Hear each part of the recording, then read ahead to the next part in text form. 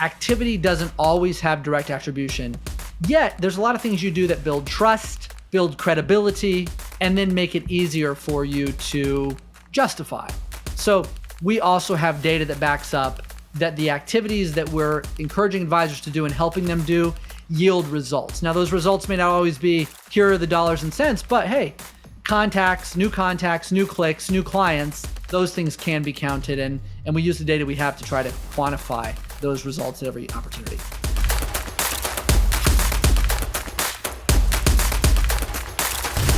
Welcome, Model FAs. David DeSalle here, president of Model FA and your host of the Model FA podcast. And we have a very special guest today, someone that you probably heard of. You've seen their stuff throughout the industry. They're very loud and proud with their brand, and it's one that you cannot overlook. We have the CEO of Snappy Kraken on today, Robert Sofia. Snappy Kraken serves more than 6,000 advisors. Robert has nearly 20 years of marketing experience in the advisory industry and is the author of 4 books on growth and marketing, including his latest bestseller, Blend Out: How Advisors Can Market Like the Greatest Brands in the World. And I must say, I read Blend Out. I'm holding it up right here for those of you who can see the video. And it is a must read for all things marketing. So with that, Robert, welcome to the show. Thank you, David. That's a nice introduction. I appreciate it. So with that being said, I'm very curious. So I came across you probably, 3 or so years ago. I was an advisor at Northwestern for the first 7 years of my career and then got into consulting. And as I started building up my social presence is when I first came across you. So I don't know much about the 17 years prior or the 20 years prior compared to where you're at right now. So where did your journey get started? Think about after school and beyond. Yeah, after school, I did a few odd things while I was trying to find my place. I sold RVs for a while. I worked in retail for a while. I worked at a jewelry store. Actually, I was manager of a jewelry store. I sold copy machines for a minute. And so it was a lot of sales. And then I finally landed an opportunity at Ford. And it was a marketing job. It was an entry-level marketing in a new concept that they were developing called Business Development Center. And it was to try to get loyalty in the brand built up by reaching out to existing Ford owners and getting them to come drive new cars. And so it was a brand new pilot program. And I was employee number 2 or 3. So basically, I got to build this thing. I ended up being the head of the department at this dealership. Ford was sponsoring it, and we built a whole call center, and we were doing email marketing and all kinds of stuff like that, building websites, putting walk-around demo videos of cars on websites for the first time. And it grew into an international initiative by Ford. And so I started teaching other Ford dealers how to install this program in their dealerships. And by this time I was about 24, and I had a pretty good job at Ford and definitely was, quote unquote, climbing the corporate ladder. And a friend of mine was a financial advisor. And he's like, hey, we were just talking one time, and he's like, you could do so much better in the financial industry. We need this. We're way behind. Like, you could come over and lead this industry to a whole new place in marketing. And he was at an RIA. I met them. We went to dinner one night. I met the firm owners, and I just saw so much opportunity. And I was still early in my career, so I decided to take a job at this RIA and try to bring all these marketing practices I learned in the auto business to the financial industry. Didn't know about compliance at the time. That was a really amazing journey though. When I joined the firm, they had about 125 million under management, 125 to 150. In less than 5 years, we grew it to like 650 million under management. Our broker dealer started having us coach other advisors. And so by 2009, I started my own consulting company for advisors doing marketing. That company was called Platinum Advisor Strategies. It sold to FMG Suite in 2016. And then I started Snappy Kraken within a few months after that. So now I've been at Snappy Kraken since 2016, just had our 6-year anniversary, and it's been a rocket ship. So that's the whole 20-year history there. I love it. And Snappy Kraken, from my understanding, and please correct me if I'm wrong, is helping folks with, of course, their marketing, their content, all things, in that regard. But there has been 1 or 2 or 3 partnerships or acquisitions that you've experienced to expand upon your value proposition now. Are you able to talk about those yet? And if so, what are they?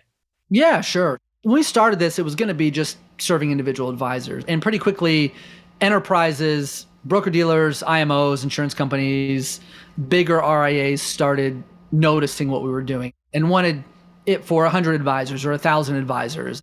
And so our first partnership was really with a group called Scratchworks, which was sponsored by Barron's at their conference, and it was like an accelerator. And so we got connected with Marty Bicknell and Mariner and ultimately got some early investors, and they really helped us scale up.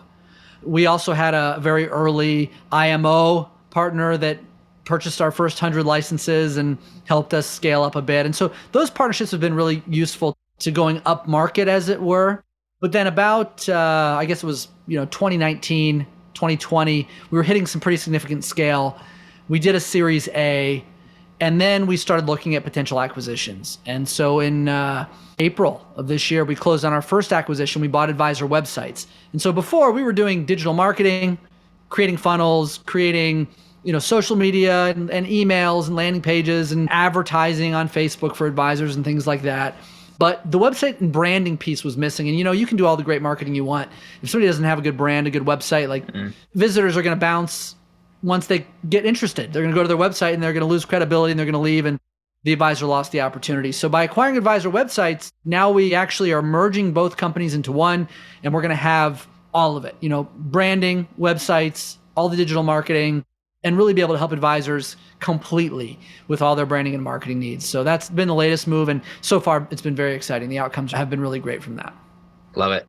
And you bring up a good point too, because when you think about someone's content strategy, be it videos, blogs, infographics, a mixture of all those things, podcasting, their website, how do you have the conversation, I guess is my question, around when someone asks about an ROI on leveraging social media and content? Because my response is somewhat direct, yet also ambiguous, where I say, well, let's say, for example, one of your clients is talking about you to one of their family or friends.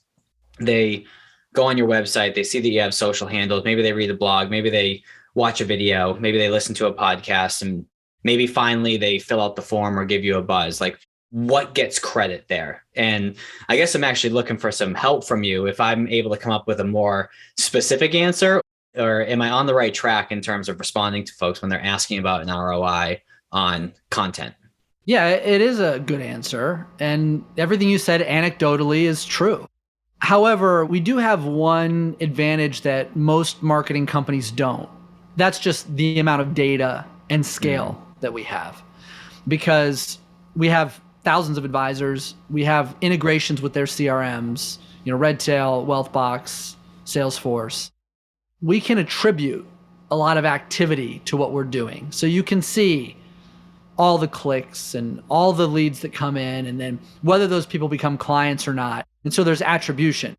Now, ROI is a little bit trickier because you're talking about what you spent versus what you made. And we can't always see what the advisor made.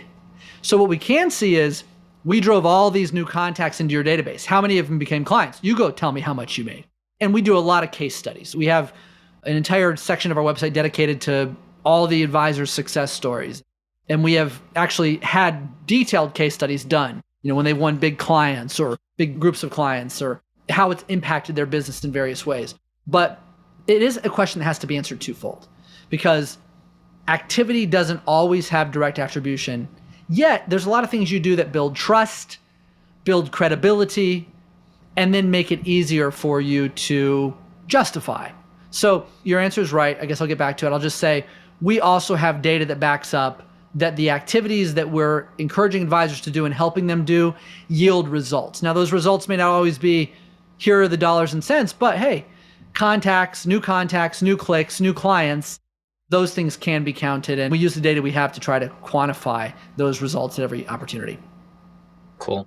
From my understanding, you guys provide a lot of curated content for advisors, and they're all separated in various campaigns, and it makes it really easy for them to click some buttons and increase their relevance. What I don't think that you'd suggest, especially from following you on Twitter and seeing your beliefs with marketing, which has been a pleasure, by the way, advisors should still, to some degree, create their own content, right? Get their face out there, get their voice out there.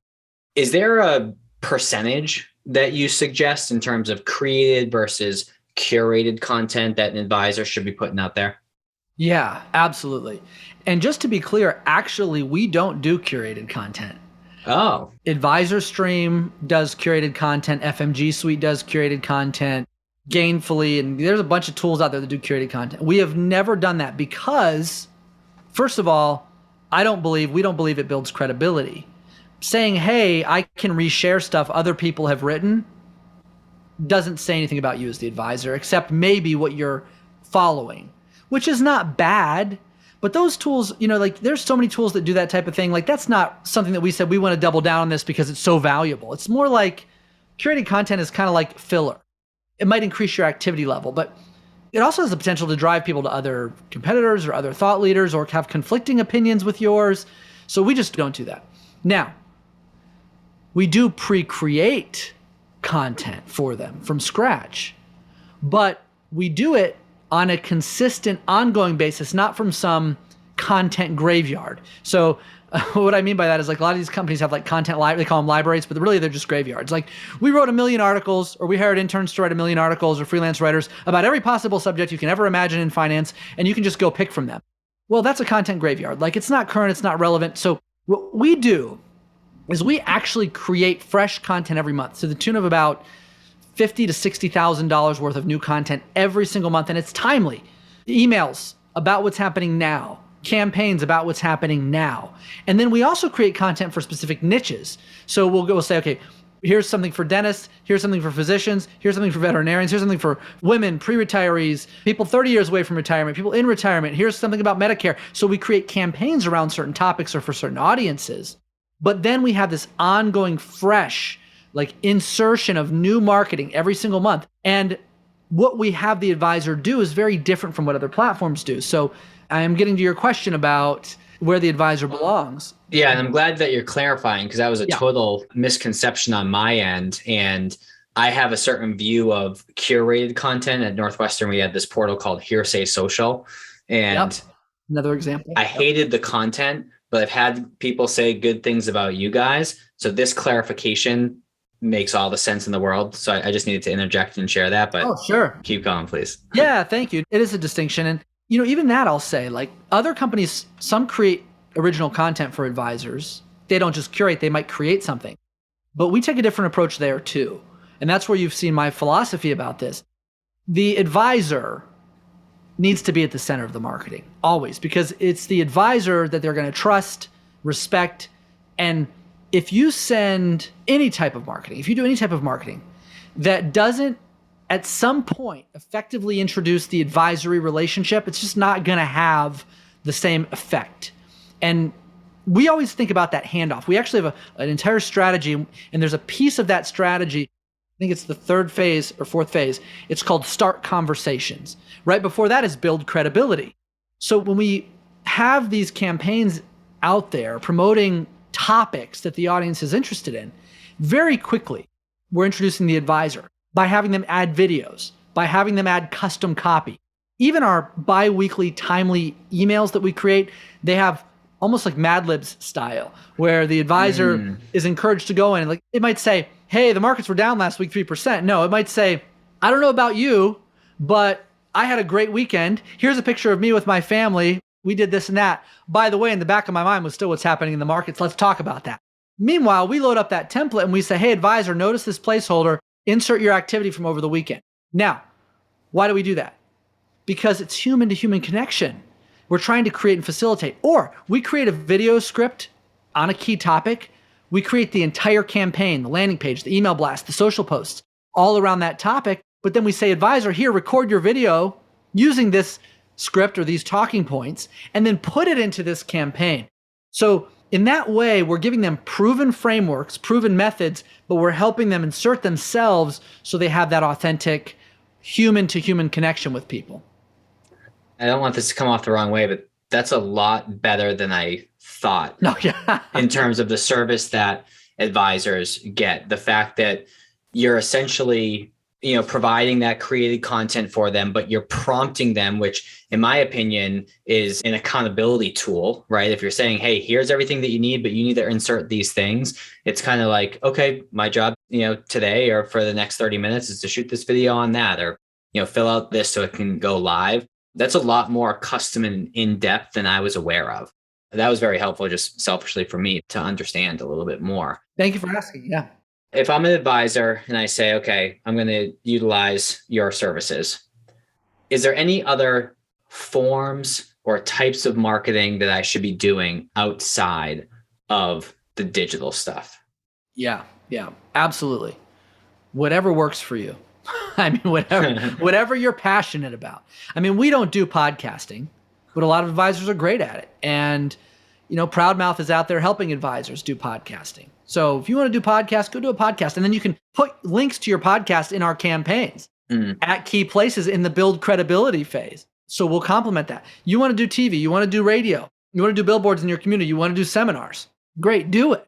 But all of that stuff can be accentuated or enhanced and improved by complementary digital strategies. So a lot of advisors that do radio and TV or podcasts, they'll say something like, if you'd like to get a free guide that goes into more detail about how to survive periods of volatility like this, go to blank site and get it now. They turn a listener into a lead using our campaigns. Or people that do seminars, they'll run their seminar and then they'll put all the people that registered for the seminar into a Snappy Kraken nurturing sequence that has personalized emails and videos designed to build credibility. And they have one for people who don't book an appointment and one for people who do. So all Snappy Kraken is, really, if you strip everything away, is it's really great content with automation powering it. And that leaves out a lot of other channels. But when combined with other channels, you can be really successful. And the other channels' level of success depends on your location, your commitment, the quality of your content, your ability to present. And there are advisors who have, as they say, faces for radio. And they don't do a lot of video, but they're amazing at podcasting and radio, right? And then there are advisors who just aren't very dynamic. And they're not great at that, but in person, they're so good at making a connection. So they'll hold intimate events with people and connect with everybody there and pick up a lot of clients. So you got to know, who are you? What are you good at? And then, by all means, go do it. And let us just help you turn that into something more predictable and get all the opportunity out by continuing to nurture people who aren't ready right now and so on. Well, I think too, having the social strategy, the content strategy also enhances whatever else that you have going on. So in your book, there's two main things that I've been a big believer in ever since I consumed Gary Vaynerchuk's book, Crushing It. And that's when all the marketing stuff really started to resonate with me. And two of the principles that you reinforced in your book for me is the idea of relevance and omnipresence. And I share with folks, if someone's going on Facebook or LinkedIn or Instagram, Twitter, whatever platform, they're going there to consume content. So they're either going to consume yours or they're going to consume, someone else's. Because a lot of folks are afraid to bug, their prospects or their clients. And you talk about the idea of relevance and omnipresence in your book. Can you help expand upon the importance of it and weave in the idea of familiarity that you talk about in the book as well? There are three different concepts and they all work together, but omnipresence in many ways can conflict with relevance because we're saying, hey, be everywhere, be as many places as possible. Some people say, well, hey, that doesn't really harmonize. But the reality is you just have to be relevant for your audience and you have to be in the places where they are. So, for example, I use the situation in the book from my own personal history where I needed new flooring for my house. And then I saw an ad in a local publication. It was very distinct and very unique. And I said, I got to call them. And then I forgot about it. And then I drove down the road and I saw a truck branded with the same offer. It was the same company. And I said, okay, there they are again. I got to call them. And then later on, I saw it a third time and I actually picked up the phone, right? That's omnipresence. I saw them on 3 different channels and then I acted. There are advisors who do this very well in their area with creating recognition for their company and their brand. There's been other authors who've written about the concept of being 5-mile famous. And that's what a lot of advisors who are at least focused on a business regionally can do, because you may not be able to go and compete with Ken Fisher nationally with the multi-million dollar advertising budget that he has. But you can compete locally. In fact, you can even win locally because you can do things like we did in our old firm. We were in a community where happened to be a lot of polo. Polo was very big. It's also a very expensive sport. People who play polo have money, and a lot of times people who watch polo have money. So what did we do? We spent $4 or $5 grand a season to sponsor a polo team's uniforms, and we got to name the team by doing that. Now, granted, it was 20 grand a year. Some people say, well, that's my entire marketing budget.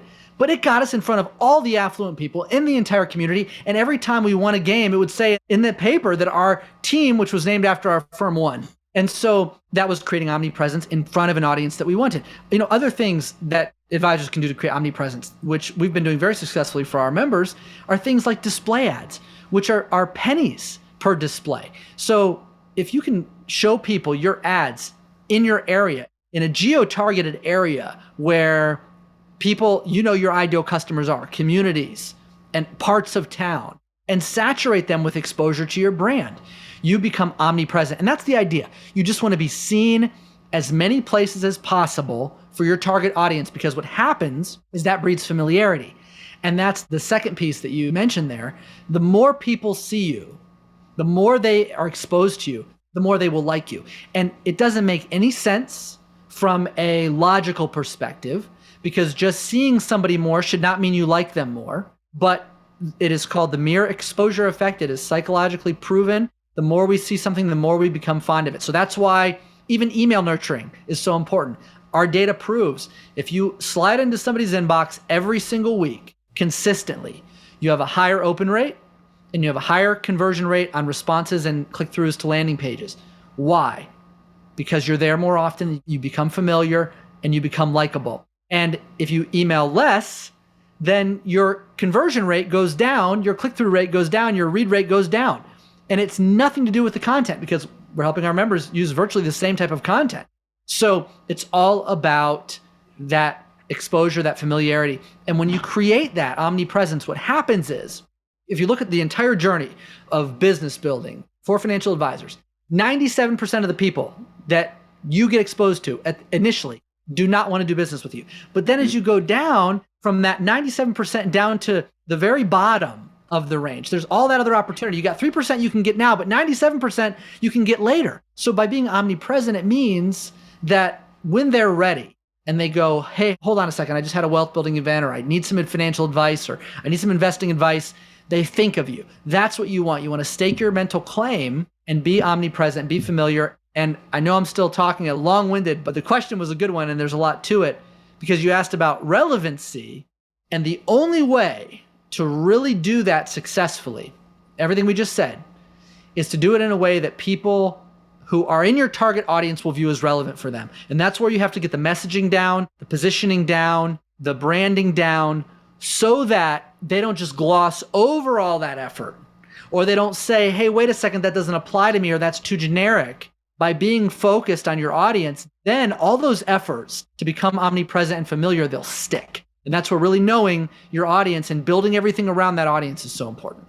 And I don't want to skip over the fact too, and I want to share this before we pivot to the next segment, is if you're an advisor listening to this, I don't want you to think that you've missed the boat by any means. So I'll speak through a quick example. So I had a call with a prospect, an advisor who's been in the business for 30 something years, like a 600-700 clients. And he really built his business around doing presentations at, I want to say it was like an outbound facility where like companies would downsize. They'd send their employees that they were getting rid of to this firm, and then they would go and place them. So he'd come in, catch all the money in motion, do presentations there. And that's how he built his business.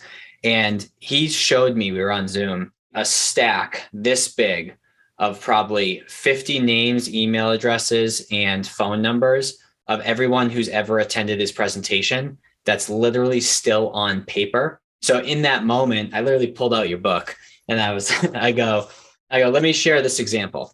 And I shared the example where you guys put together an 8-email campaign, and it generated I think it was $84,000 or $85,000 in revenue by just turning over the old rocks and kind of calling yourself out for doing so in that first email. Hey, it's been a while. Sorry, we lost touch. So My point in sharing that is in that example, he has people that may not even remember his name, but that doesn't mean that you don't have an opportunity to re-engage them at some point, hopefully soon, through email, through social media, things of that nature. So I just wanted to kind of share that example because it was relevant to what you were just saying.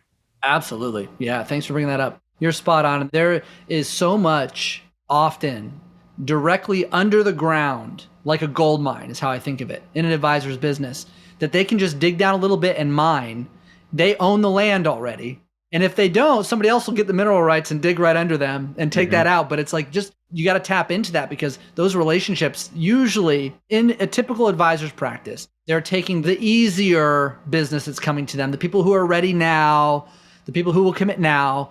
And then there's all these other opportunities that just kind of get pushed down, pushed down, pushed down. But if you do make that effort, there is almost always gold there, really. And there's a very good book that expands upon that idea, cleverly called 3 Feet from Gold. So if folks want to learn more about that concept, there's a whole book on it. And speaking about books, to pivot, because I know we could chat all day on this topic, especially, one of the things that I ask all of our guests is to share one of their favorite books that have had a big impact on them. And I do that in an effort to distill a reading list for all of our listeners. And who better to ask than the guests that we have who are doing well in their life and their career. And Robert, you chose The Great CEO Within by Matt Mochary. I don't actually know how to pronounce it. Okay, so Matt M., The Great CEO Within. Why'd you pick that book, and what's the impact that it's had on you? So actually, I didn't know you were going to ask me this today, but these are all the books I'm reading right now. I have a bad habit of reading like 5 or 6 books at a time. Is that Crucial Conversations, the red one? No. So this is the sales acceleration formula. This is organizational physics, the coaching habit. This is great for advisors about asking questions. And then Culture of Excellence, written by one of my employees. I'm interviewing him on my podcast next week. Nice. And then, so this is The Great CEO Within. I bring it up because it's right on top and it's bookmarked, because here's why I love this book. First of all, it's super tactical. So this is not the kind of book I was ever able to read for more than like 30 minutes. And I'm just highlighting, bookmarking, and implementing. But I go back to it over and over again because it has so much about how to structure meetings, how to run operations, how to dig into problems and solve them. I would say anybody who's trying to scale a business from 10 employees on must read books. So advisors who are like, hey, I have a good practice, I got a good business, I'm trying to become an enterprise, or your business is starting to get complex and you're not sure you're dealing with all that complexity well, that book absolutely nails it. And with you going back to it over and over again, it seems like it could be considered almost like a manual that's worth kind of going back and seeing exactly how various aspects of that scaling process is structured. Yeah, for sure. In fact, I had this experience very recently with that book, and it's why I love it. I don't know how long before I'll find a book that benefits me more, but I noticed that some of my employee one-on-ones, I didn't like how they were going. I've got 7 direct reports. The rest of the company is under those people, but those meetings, they only happen every other week and they have to be really meaningful. And I felt like sometimes we were talking about things that weren't really high impact. And I was like, I got to figure out how to solve for this. So I said, I wonder if there's anything in The Great CEO Within. So I pull it out, and then sure enough, there's a whole chapter that deals with every different type of meeting, how to structure meetings, how to structure meeting agendas, how to hold people accountable. I completely restructured the way I run my one-on-ones. I put certain guidelines in. I put the responsibility back on my direct reports to come to the meeting prepared with certain things, and it's transformed the quality of those meetings. So that's just one example. It's a great book. Love it. Well, with that being said, Robert, if I'm listening and I'm not one of the 6,000 plus advisors that you're currently serving, and I want to explore Snappy Kraken some more, where can they find you for services? And then as well as just getting to know you personally, what social channels do you typically use? Yeah, snappykraken.com is definitely where to learn more about us. As far as me personally, I've slowly shut down most of my social channels that I didn't think were really impactful for business. So I don't have any personal social anymore. I use Twitter and LinkedIn, and that's it. And I use LinkedIn very, very little. Twitter is primarily where I engage with people the most and get the most value from. And by the way, I think that's a really good lesson for anybody that's questioning like what they should be doing on marketing. You really can't do every channel well or everything well. And I learned that. I was using Instagram well, but it was taking too much of my time, so I cut it. And I don't like Facebook, but Twitter, I just found myself to be pretty proficient at and like the engagement, was getting a lot of value. So that's the one I doubled down on, and I got rid of some others. So that's helped me. And, in our business, we have other channels too. We've got videos on YouTube. You can learn about us if you go to Snappy Kraken's YouTube channel. But for me personally, really, Twitter is probably the best place. Love it. So for those of you who are still listening, appreciate your time. Definitely share this episode. And if you would be so kind as to leave us a review on iTunes, Spotify, wherever you are listening to this, we'd really appreciate that as a thank you for doing so. If you screenshot that review once it posts, shoot me an email with that screenshot to david@modelfa.com. Just say Robert Sofia in the subject line so I know what episode it is in regards to. And we talked a lot about his new book, Blend Out. So for those of you who decide to write a review and send that over to me, I'll go ahead, get your information, buy one of those books for you. That way you can learn about some more marketing principles that we talked about today that will be expanded upon in that book. So highly recommend it. Happy to buy it for you. Robert, appreciate your time. Thanks for joining. My pleasure, David. Thank you. Good to be here.